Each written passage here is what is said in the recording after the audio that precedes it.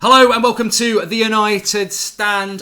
This is I'm really pleased that we've got Phil on the show again tonight. Evening, Phil.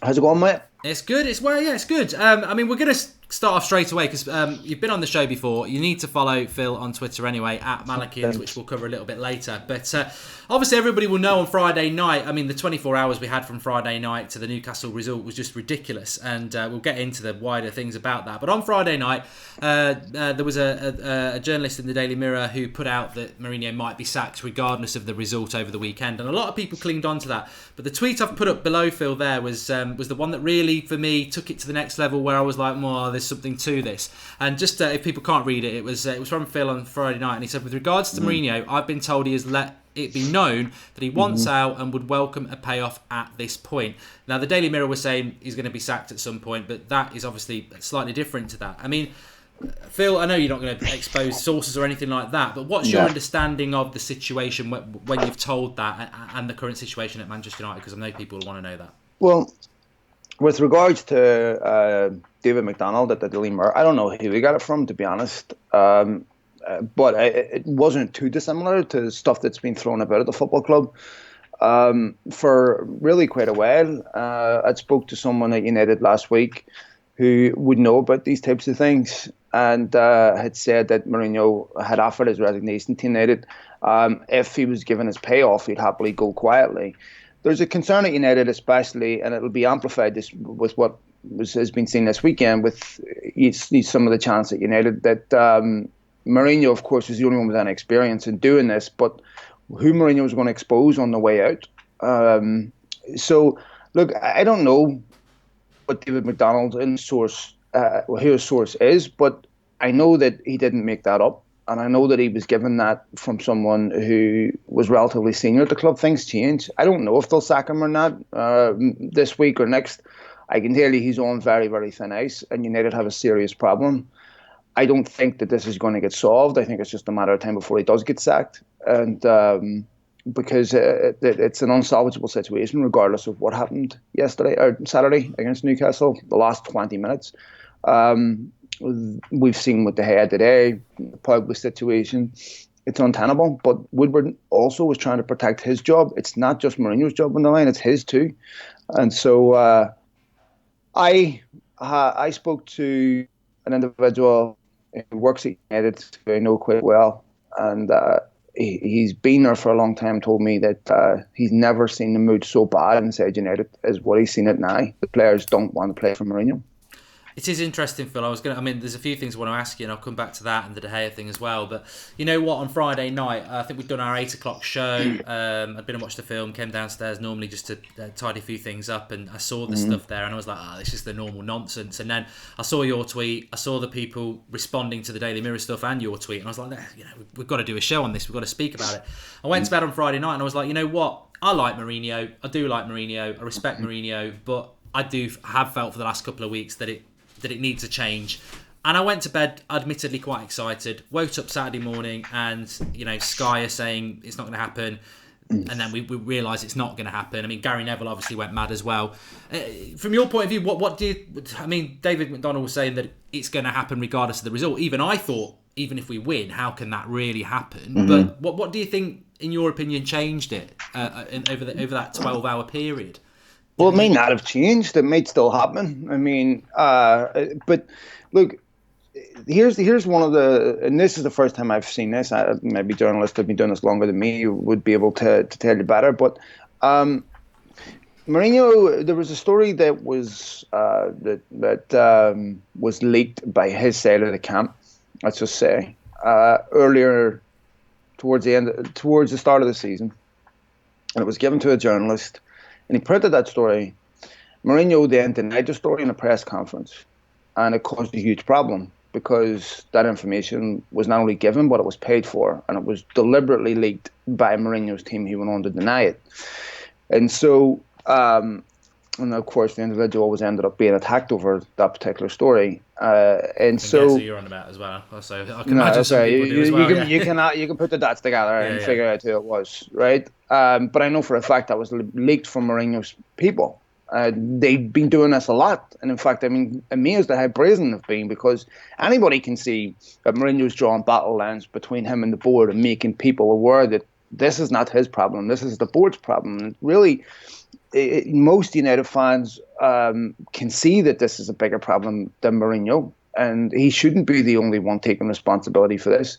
But if anybody thinks that Mourinho is going to turn this around and we're all of a sudden going to see exceptional football, what's he going to say that he hasn't already? What's he going to do that he hasn't already? I mean, Saturday was the biggest game of his United career. Take a look at the bench. It was filled with players he signed, players he didn't trust. I can understand United's concern.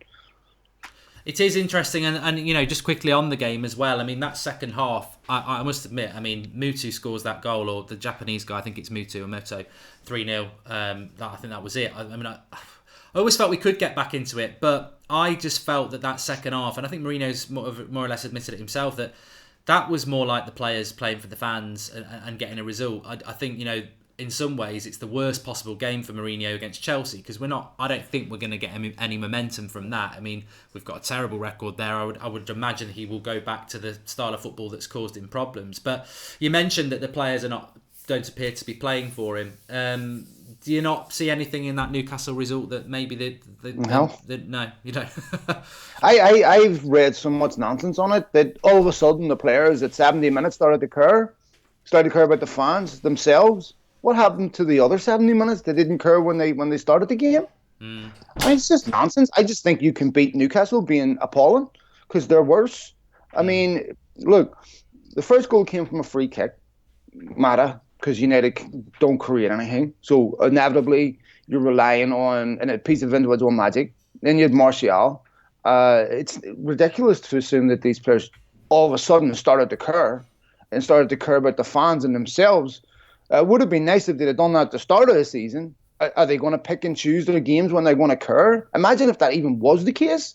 That is probably the biggest insult that you can give to United fans. There's no mitigating factors. There is no redeeming factors that they decided to care the last 20 minutes and beat Newcastle. That's absolute nonsense to me.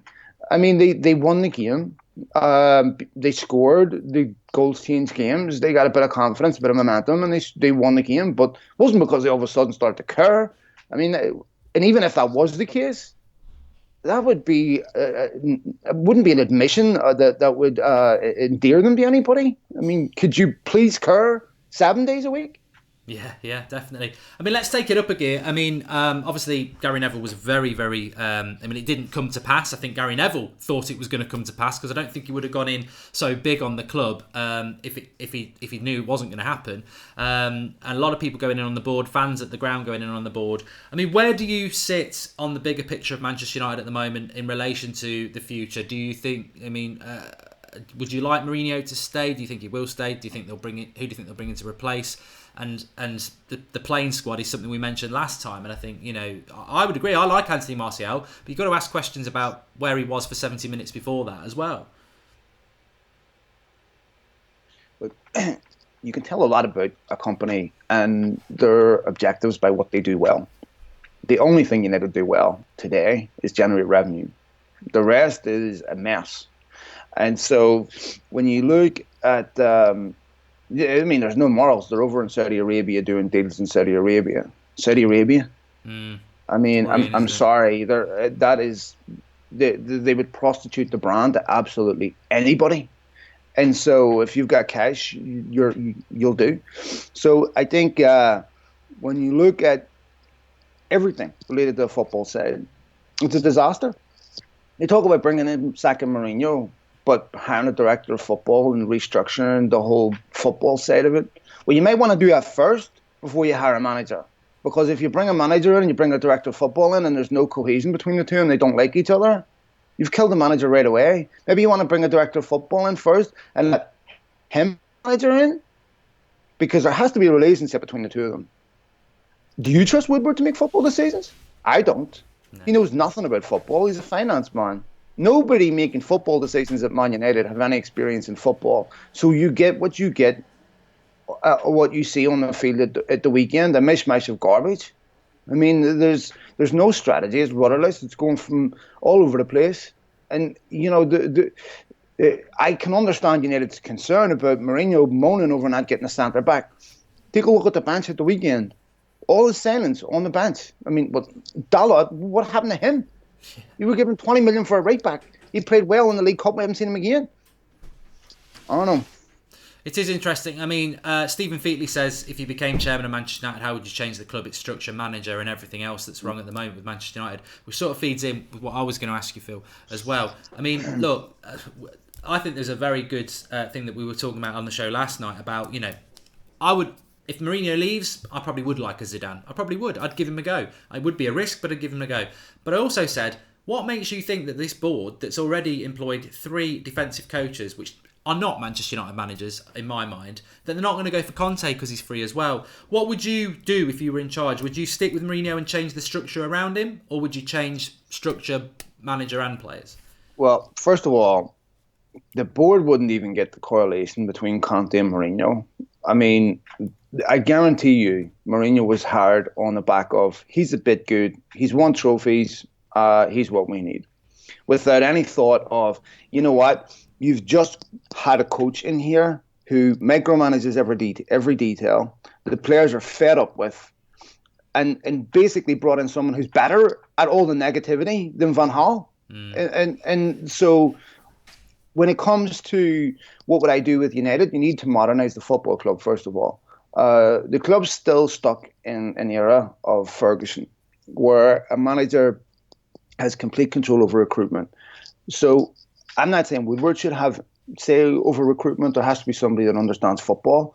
But you can't have a situation where you're going to sack David Moyes and you don't know really who's going to take his place. And because you don't really know who's taking his place, you allow Vidic, Everett and Ferdinand to run down their contracts and not replace them because the manager is the only person that makes recruitment decisions. That never happens at top football clubs. You have to be able to run the football club regardless of transitioning through managers and all that stuff. United don't do that. So what happened? United are still paying for that. When Van Gaal came in, he ended up signing Sean Herrera because that was already done. But then the next signings took place after the World Cup, towards the end of that summer window, and they were a mess. And it just carried on like that.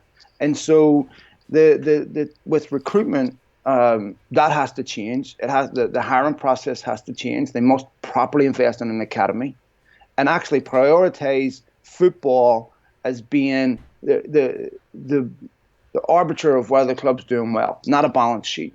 You can still make money by prioritizing football. Definitely, I agree. Would you? So yeah, I mean, would you stick with Mourinho? Do you think that needs to change anyway? And who would you be looking at for United, really? I know it's a bit of a pipe dream, but is there anybody that you think? Because some people think Zidane's not suitable. Some people think Pochettino. Some people even say Eddie Howe. Some people say Jardim at Monaco. Is there anybody that you think? Because I think one thing is patience. Whatever happens, it's massive patience if he goes. Because I've accepted it. However many years since the last title, 6 years. It could easily become 10 now, and I never thought I'd be saying that. It could be 20. It could be Liverpool all over again. Until United prioritise football. See, the thing is, Ferguson,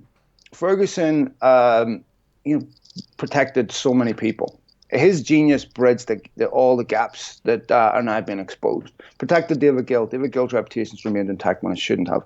And then you take a look at the recruitment. United bought everyone on the cheap and still were successful. Why they had their David Moyes was to repeat that process. Well, the Glazers are in a situation now where either they face up to the reality that they're going to have to spend hundreds of millions to keep up with City and Liverpool and Chelsea, or they sell the club. And so they're not in this to give Mourinho or any manager hundreds of millions every summer. They're in this to take money out of the club. So it wouldn't surprise me if they're looking to sell it. Old Trafford is starting to fall behind the rest of stadiums around Europe. Used to be cutting edge. Glazers haven't invested a single dime in the stadium. They're running it like an investment company who's looking to sell it. So that is a serious problem. So I think whenever you bring a manager into Manchester United, you immediately tie his hand behind his back because the expectation is always going to be there, but you're not given the support and the resources that you would be given at other clubs have clubs who prioritise football. I mean, United, I would say United's rivals are what? Barcelona, Real Madrid, teams like that. Yeah, are not in their stratosphere when it comes to how they recruit. And so I just think there needs to be major changes at the culture of the football club. And I think whomever you bring in, as a fan, all I want to see is progress. I don't care if he doesn't bring the league title the first year or second year. I need to see the football club move forward. I need to be entertained again. This club's moving backwards. And if you prioritise football, you would have sacked Mourinho after Sevilla, or at least sacked him already. The fact that as long as United are making money and the fans are not screaming for people's heads, nothing will change. I mean, look at Real Madrid. They've only had him for 2 months. They're getting bad results and they're already thinking about getting him go. And I know that sounds really harsh, and it's probably a little bit too harsh for some United fans because they don't want to be a sacking club, some United fans. I don't know why, if it's failing. But Real Madrid will be doing that because it's not just about the what's going on the pitch. There'll be a misfit somewhere. There'll be something going wrong. And that's why they'll do it, because teams like that, Real Madrid and Barcelona, they ain't got time to snooze about. They want to be winning at every league, and United not. But just very quickly, because there are people in the live comments, is there anybody that if Mourinho goes, you would go with, just as your opinion? It's a really hard question to answer because I think there's a lot of people that are capable of doing the job. I would love to give the job to Zidane. I don't know how you can turn around to look at a guy that's won 3 European Cups. I understand you can talk about his league record, and say that he's not suitable for United. Have you taken a look at United recently? Have you taken a look at how bad they are? Beggars can't be choosers, yeah. I mean, honestly, it's insane that people would say that, he's got the charisma, he's got the shoulders, he's got the respect. He's got a track record that if he was to hit on hard times, you would have confidence that he could get United through it because he's been there and done it. I don't think United are going to get anyone better than that.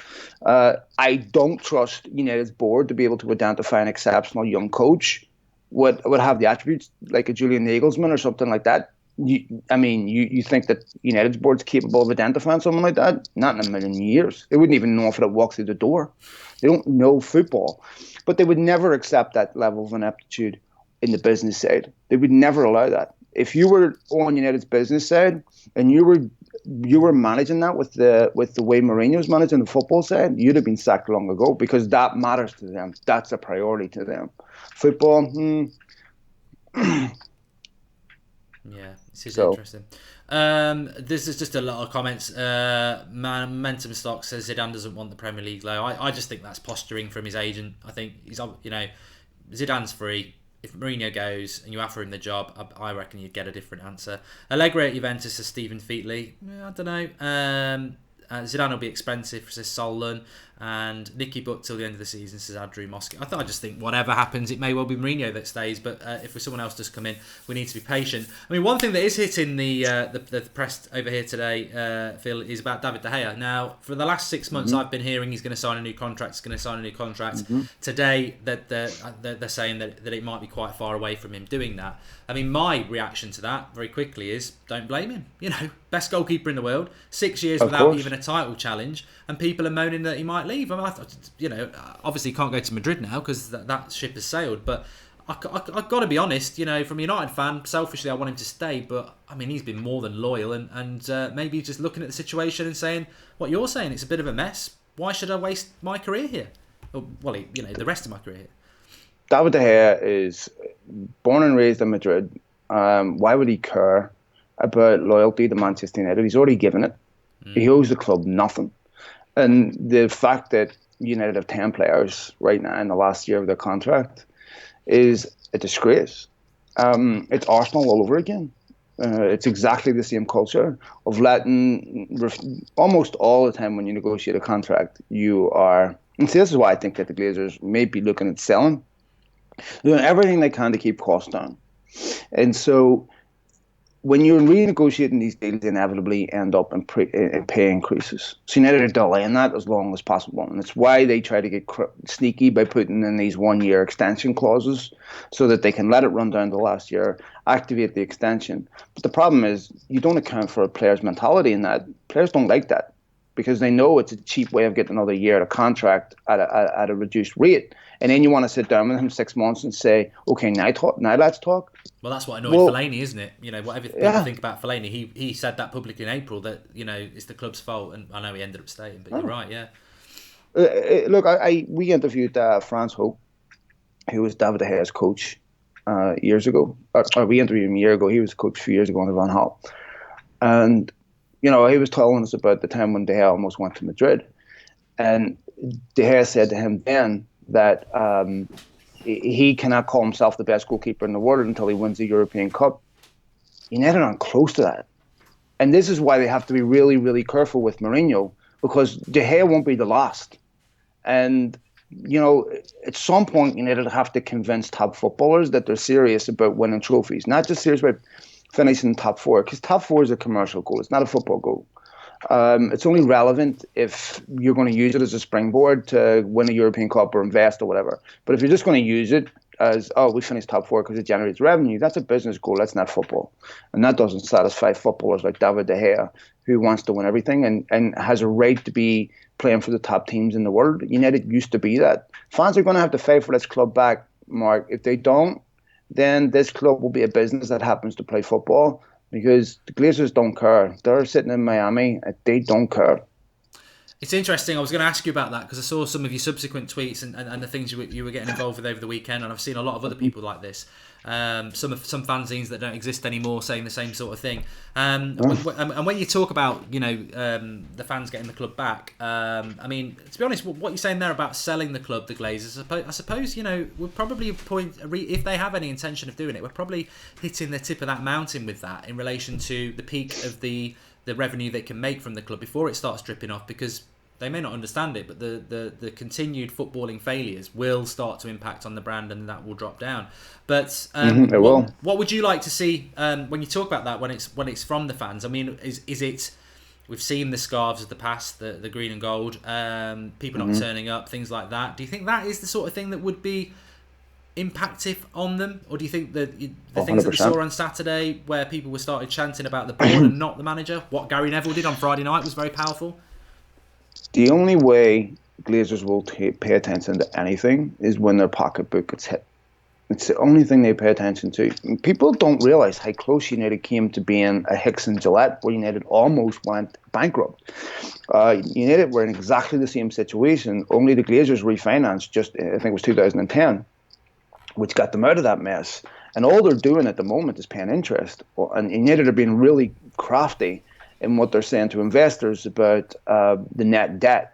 And they're basically just paying off interest. And so United are still saddled with that debt.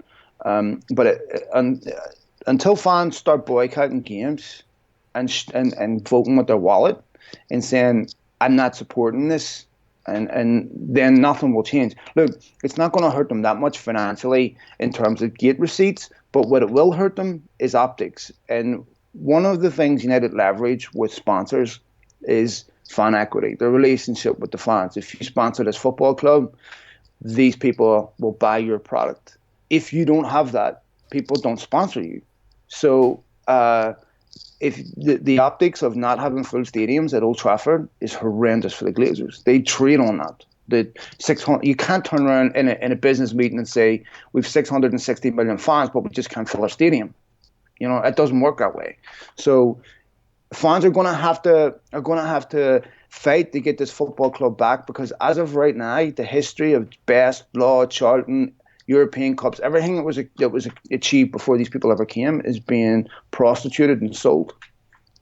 And that is probably why, when you're saying stuff like that, that's probably why on Friday night, when I was thinking, if we beat Newcastle, surely they wouldn't still sack him. That is probably why those sort of decisions or discussions are ongoing, because it's like, yeah, if we stick with Mourinho and this brand of football and the fans aren't happy, it isn't going to be long before they start taking a pop at us and this, that and the other. But if we move Mourinho out, we bring a new manager in, it changes optimism for another 6 to 12 months. And that's probably why they're looking at that. Well, there's the other part that Woodward is now going to have to go and explain to the Glazers why he gave Mourinho a new contract when he shouldn't have, and which significantly increased his payoff amount, and explain why he sacked his third manager in 4 years. I'm sure he's extremely reluctant to do that, which is, well, only reason why Mourinho is still here. Because nobody has any confidence that this is going to turn around. I mean, it's just everything that he's tried has failed. I mean, the Mourinho team starts strong. They're good defensively, and they're good at home. United are none of those things. And he usually is quite reliable in the transfer market. What happened to Fred? He's already on the bench. And they didn't back him they didn't back him either in the summer as well, which is a big giveaway, no. I think. Well, look, if you're going to, why would you not back him 6 months after handing him a new contract? Yeah. I mean, it's just stupid. And see, this is what I'm saying about the ineptitude on the football side is absolutely disgraceful for a club this size. And so for me, I think that there's only one solution to this problem. And the fact that United will wait, most likely, until Mourinho technically can't accomplish the goals that are in his contract to accomplish, and it will reduce the payoff. Because the only reason they're keeping him in place is to diminish the payoff. Nobody has any confidence that he's going to turn this around. It's interesting as well because I watched his press conference, which was early in the morning on Friday, and some of his comments, he just looks defeated. Even after the game against Newcastle, he didn't want to take the praise himself. He looked like a man who felt very, very either like he wanted to go, he thought he was going, or he's just had enough. One of my theories, you'll know straight away if it's right or wrong, was that maybe everything that came out on Friday was actually a part of a big ploy from Mourinho to gather, because what actually ended up happening was he ended up with a lot of support, which he probably didn't have on Friday lunchtime. Do you think there's any legs in that Mourinho did it, or do you think he's actually is being, again, like Moyes, I don't want Moyes, but the way they leaked it to the press was wrong. Van Gaal, Sir Alex, Mourinho himself, it's just his persona just looks like maybe he wants out, like your tweet said. I think Mourinho would have happily left after Sevilla last season. I think I said this to you last time I was on here, but I'm convinced at that point he started advertising for a new job. When he separates himself from failure and says, it's not me that has the problem getting to quarterfinals and semifinals, it's the club. And ever since then, Mourinho has been on a charm offensive and trying to convince people that I'm not being supported at this club. And he's made sure he's screwed everybody. He screwed Woodward. He didn't recruit players, so therefore it's going to be a difficult season. He's went after players. Paul Pogba, notably, and Pogba deserves every bit of it because he's as every bit of much a disgrace as anybody else, probably more so. And he singled players out. Then you can't turn around to these players afterwards and say, "Now go perform to a world class level." They don't like him. They don't trust him. But United have to be very, very careful because these players have also got the previous two managers sacked from the same reason, from down in tools, from being upset. But how can you be at this stage still playing with Ashley Young at left back? Sign a left back. Luke Shaw started the season well, fine, but you can't be playing wingers at left and right back every week. You're going to get found out. So right back, Antonio Valencia, they can't sense danger. Ashley Young can't sense danger. They're wingers.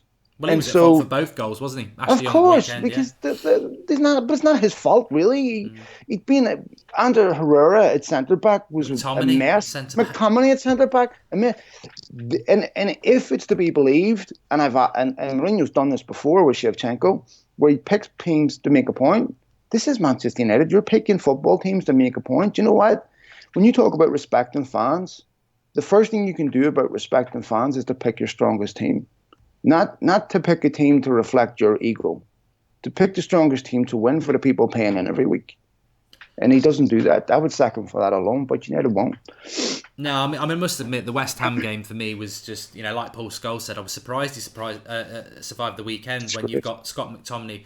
I feel sorry for McTominay. I don't really think he's that good, but I feel sorry for him because you sub Eric Bay to put McTominay at centre-back on Saturday. I just don't get it. But, I mean, one thing as well, the signing of Fred, I think Fred's a really good player. I think he's got a lot of potential, and we're not using him. Pereira's disappeared. What do you think Mourinho actually is anything to do with these signings? Because I don't understand why you'd sign Lindelof last summer, not use him really. Fred this summer, not use him really. The first summer he signed Mkhitaryan. Mkhitaryan hardly used him at the start. Or is it just Mourinho's way of embedding players that he takes a long time to bed them in? Because there are examples of that in the past. But then some people think, well, actually he's making a point because they weren't his signings. They're not who he wanted. They're definitely his signings. And if they weren't, you'd know. He'd tell you. And so Mourinho wouldn't have a problem letting you know that. So they're his signings. Now, he hasn't gotten everyone that he's wanted. We know that. But they're definitely his signings. So now, last season, he told 8 players they can leave. The vast majority of them are still there. Because Woodward, first of all, they're hard to sell because no one wants to pay money for failures. And secondly, they're on a lot of money. So, the way United work it, one goes out, one comes in. And Mourinho's in this situation where if you tell him to sell a player, do you trust him to sign a replacement? I don't. So I think that these are his signings, but I really don't understand one bad game and you get dropped for 5 games. I mean, we haven't. Andreas Pereira was dropped after Brighton, taken off at half-time. That's just going to destroy players' confidence. Mourinho obviously knows more about football than me, but I mean, there are some things that are consistent across football clubs, and dropping players after one bad game or a bad half and dropping them for 4 or 5 games is bizarre to me. When you get mediocrity, you get a lot of rotation because nobody locks a place down. Nobody is undroppable. And that team changes 5-6 players every week. Yeah, and you know his comments at the weekend. I mean, I worry about McTominay. It reminds me massively of what Van Gaal did to Paddy McNair, who I thought was going to be a really good player. Subbed him off twice after half an hour, and where is he now? But I mean, look, we're in the international break. We've got Chelsea coming up. We never win against Chelsea, but Chelsea are flying anyway. I don't expect much. Maybe if we park the bus, we might get something. But then you've got Juventus. Then you've got Everton at home. Bournemouth away, Juventus again, and then City sort of finishes that mini international break. What do you think? I know it's looking into the looking glass a little bit, but what do you think is to come in the next month, really? Because the fixtures aren't there. There's not a Newcastle at home. They are all fixtures where if we play like we have done this season, we will lose games, and I feel that the fan base is a little bit flip-flop at the moment. I think United fans just want to be positive. They want to dream. They want to think that last 20 minutes against Newcastle can be a fire starter to something good. What do you feel is to come in the next month? I mean, it is so unpredictable. You just don't know what to expect. United fans are tearing themselves to shreds, of course, because we all want the same thing. We all have different ideas about how to go about it. As far as what to expect, I don't even think Mourinho could answer that, and I don't even think the players could answer that. We started this show by saying, and I don't agree with this, but people saying the players started to care after 70 minutes at Newcastle. Do we wait and see if the players start to care after 20 minutes against City and say, oh, you know what, I'm going to care here? I mean, it's so absurd to me that is even put forward as an excuse. If they play like they played against Newcastle, the first half, or even the first 70 minutes, United, it would be we'd be looking at a 6-1. It would be an embarrassment. And so if they don't play like that, and they go out and play like they played against Man City in the second half last season, well, why can they do that against City and not everybody else? Yeah. So if they remain consistent the way they are right now, there's only one outcome in those games. I worry about those games because those players want Mourinho to be sacked. And they're not stupid. I mean, they know that United fans are looking at Liverpool and City and adding that into the equation in their evaluation of United and Mourinho. And it's particularly painful to watch them playing exceptionally well every week, winning games, and then you watch United. And you know, United's squad last week, the game against West Ham, cost about 340 million to put that squad together. City's squad the same weekend cost about 360 million. There's no excuse for this. No, you're right. I mean, blunt question: do you think he'll still be the manager at the end of October? Yeah, I still think he'll be in October. I think that United will keep him unless it gets utterly drastic where they can't win a game. I think they'll do what they did with Moyes. once he technically cannot achieve his goals and his payoffs greatly diminished, then they'll sack him. I think they've already made up their mind. I think they already know they're going to sack him. They talked to Zidane 2 weeks ago. That's a fact. Do you think Zidane would fancy the job? Do you believe his agents? I personally just think it's posturing. I saw it with Mourinho when Van Gaal was here, but he might not fancy it because he might look at the mess of the club and go, do I want to screw my career up? And that's got to be a consideration for any top manager. I don't think top managers think like that. I think that they think they're, when United sold in Hughes and Kanchelskis, they asked Cantona, was he worried about the players that were sold? He said, no, I think I can win the league on my own. And I honestly think that top managers would look at that job, just like Mourinho did when he took it. Perfect time to take over Manchester United. You don't want to follow Ferguson. They're not doing well. I believe I can be the difference. I can go in there and be the guy that makes Manchester United great. And so I think Zidane or any other top manager who has consummate belief in themselves would look at United and see it as a perfect football club. It's still one of the top 5 jobs in the world. And despite the meddling with the board and all that, it's still an amazing football club to manage. And for Zidane, he better be looking at a job like this because he's in Guardiola territory after Guardiola left Barcelona. He needs to go somewhere else and prove that he wasn't in the right place at the right time, as ridiculous as that seems. And he would do that with United. Yeah, it's, you know what, I think you hit the nail on the head that, because I think that, any manager, probably apart from maybe one or two who obviously couldn't take the job, any football manager should want the United job, because we are, for me, the biggest club in the world.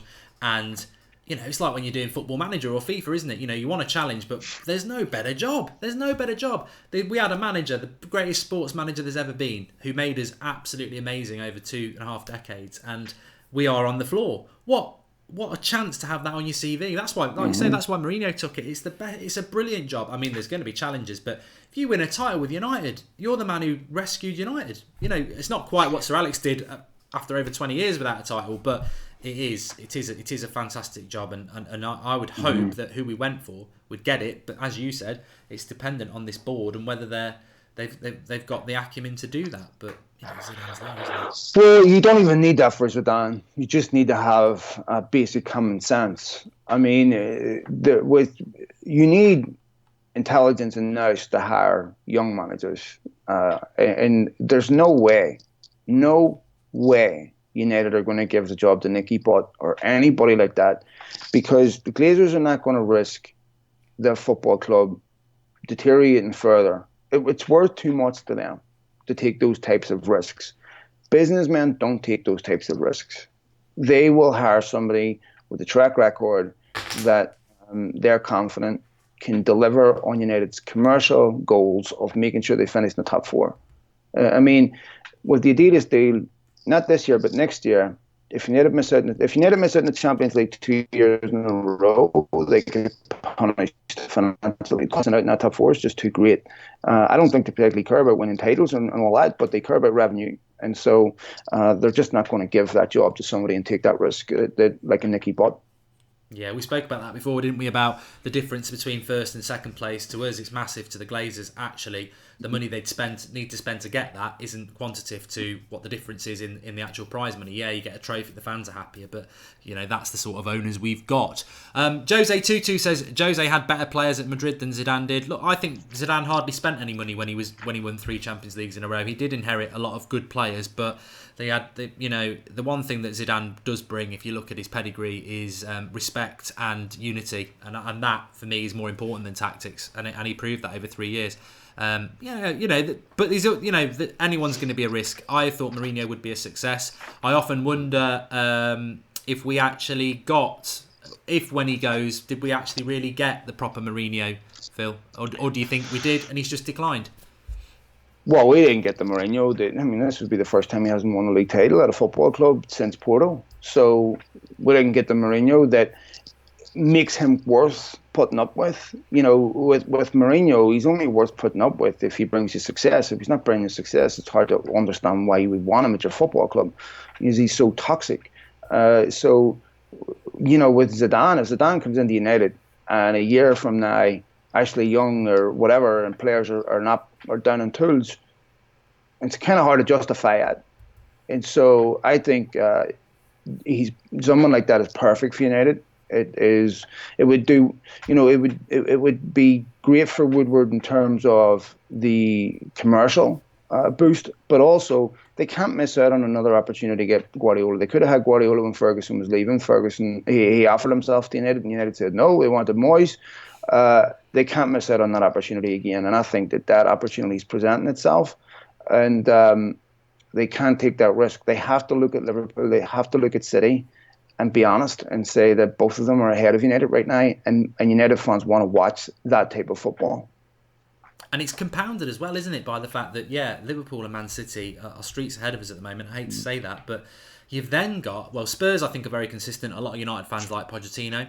But then you've got Arsenal and Chelsea, who've appointed managers 3 months ago. And look, I don't think Arsenal will finish top 4, but Arsenal fans are happy. They're playing good football. They've got organisation. Chelsea, again, new manager comes in a short period of time. Those players respond to it.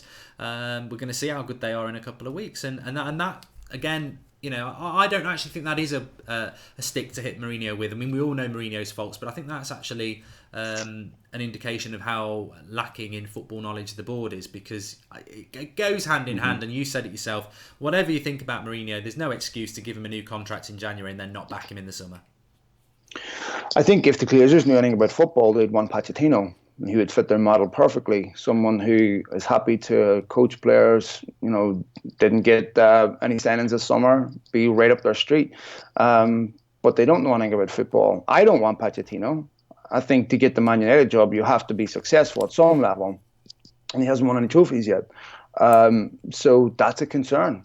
Pochettino gets away with that because he's coaching Spurs. He would never get away with that at United. He would be slaughtered for that. So, you talk about people being in the right place at the right time. Maybe Pochettino's in the right place at the right time with some of the players that have come through at Spurs. So I think when it comes to who United replace Mourinho with, I just want to see someone come in and restore United back to where they were. As far as the board goes, board don't have a clue what they're doing football wise. So I hope they hire someone like Zidane, because I don't trust them to appoint an exceptional or a young, exciting manager who shows all the right attributes, because they don't even know how to recognize them. So I just think Zidane would be perfect for United. Yeah, well, it gets my vote, definitely. Look, everybody, please do drop a like on the video. A thoroughly enjoyable 45 minutes with Phil. As you can see, the tweet's up there. That's why I asked him to come on last night, and thankfully, I'm really grateful that he did. Thanks, lads. To give us that side of things. But I really appreciate it, Phil. And do give a shout out, because I know you've got your podcast, your Twitter account. Hopefully people can read that anyway. But shout out what you do and how people can get more of your fantastic knowledge. Thanks, Mark. Well, for anyone that wants to download our content, find it, you can go to my Twitter, or you can go to Beyond the Pitch on Twitter, and we're uploading United podcasts every week. We get to speak to people that work with the club or around the club. So hopefully people enjoy that content. I do it with a partner of mine, a friend of mine from Manchester, Martin Warwick. So we interview people all the time, sometimes not United content, other people in football. So thanks for that, Mark, and I'm happy to come on anytime. And thanks to everyone who's been watching this and download our content. Yeah, and it is on Twitter. It's at Malachians, which is at MALACHIANS, and normally comes into his own in the summer with his little Twitter live not podcasts. What do they call it? I can't remember what they call it. Periscopes. That's it. Really, really good, but all year round. And as I say, that was the thing I was more focused on, other than the Daily Mirror thing on Friday. And that's nothing taken away from the Daily Mirror. But when I read that, I was like, there's definitely something in this. So really, really, really, really appreciate it. And thanks for everybody in the live comments. Cheers, Phil. Thanks. Cheers, folks. See ya. Bye. The live comments have been fantastic tonight as well. Look, we're in that time at the moment where some people want to be positive, some people do, some people don't. But I hope you enjoyed that show tonight. I would rather have had Phil on than the Daily Mirror, because I know Phil and I know what he knows about United, and I know he talks to United about things. So, look, I think I agree with Phil. I think Mourinho will be here for the Chelsea game, of course, and I think that maybe he'll be here for a lot longer than that. But results will dictate that. But I don't think, there's nothing massive that we don't already know. I think the players want Mourinho gone as well. I think the club is in a mess away from Mourinho, which we all know. But we'll just have to hope. We just got to hope. So these players can do weird things. They can go to Man City, be 2-0 down at half-time, and City are going to win the title and win 3-2. So this team can do weird things, and we've got to cling to that. If you didn't see my video at lunchtime, we're doing a little bit of a series over the international break. Next Manchester United manager. One of them will be Mourinho, but today was Zidane. A little 10-minute video, I think it was only 8 minutes, on what the pros and cons of Zidane. You can watch that on the channel. We will be doing, I can give you a few spoilers, we will be doing Pochettino, we will be doing Blanc, and we will be doing a couple of others. But they will be out throughout the international break, so we've got one of those up today. Flex and Rants tomorrow at 1 o'clock, and tomorrow night will be the call-in show. It was going to be tonight, but Phil was able to come on, so I thought that is one that we want to do now, and then we'll do the call-in tomorrow. So thanks, everybody. Absolutely loved the show. Please do drop a like on it, because it's great to get those sort of conversations every now and again, especially when it's something as big as that. When someone's tweeting something like that out, it's great to be able to get the story behind it, which was brilliant tonight. So thanks, everybody, and we'll see you all later. Thanks for watching.